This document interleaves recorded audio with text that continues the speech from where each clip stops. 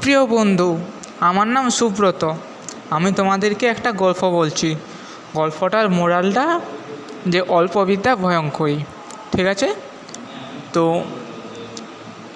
একটা লোক ইংরেজি শুধুমাত্র 3টা অক্ষর জানে, ইয়েস, নো আর ভেরি গুড, আর কিচ্ছু জানে না।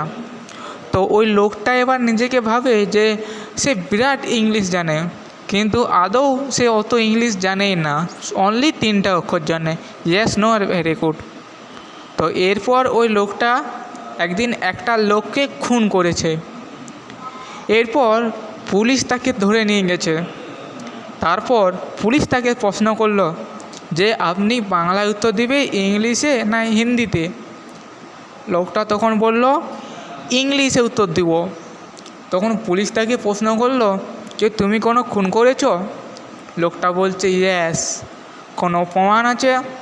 বলছে নো। আপনারা ফাঁসি হবে।